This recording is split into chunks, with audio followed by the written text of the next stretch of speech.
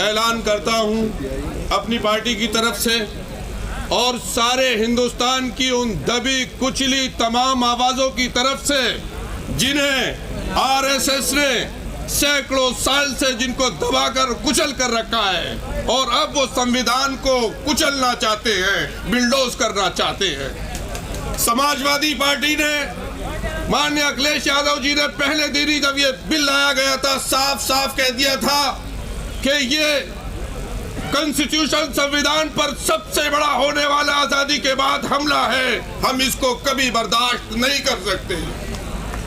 दलितों के ऊपर जो अत्याचार हो रहा है, आदिवासियों के हुकूक जो खत्म हो रहे हैं और सिखों के मामलात में जो दखल अंदाजी हो रही है, ये क्या तमाशा रखा है? आप समझते हैं हम कब तक बर्दाश्त करेंगे? देश की जनता के लोग, देश की जनता के मूड को पहचानिए। सारा ईवीएम से नहीं चलेगा, मुल्क संविधान से चलेगा। अगर कोई इस गलत फहमी में है तो उसको गलत फहमी दूर कर लेनी चाहिए। 24 के पैगाम ने इंतखाब ने पैगाम दिया।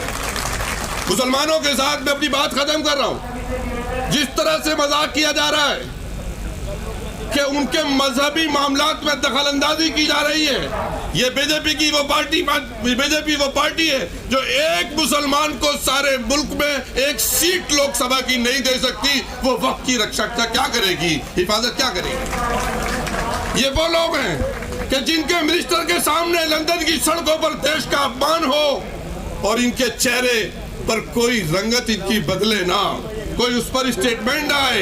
ये कौन लोग हैं?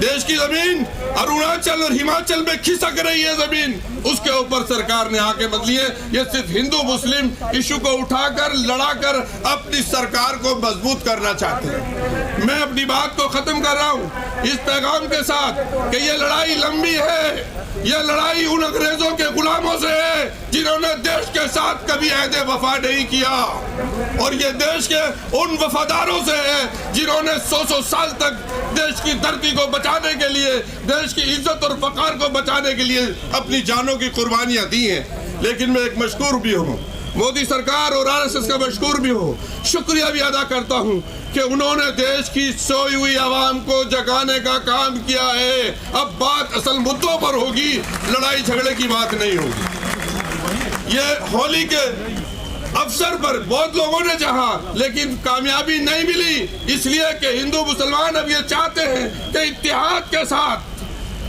मोहब्बत और भाईचारे के साथ मुद्दों पर देश की तरक्की के लिए बात होगी। अब नफरत की सियासत इस मुल्क में बंद होगी।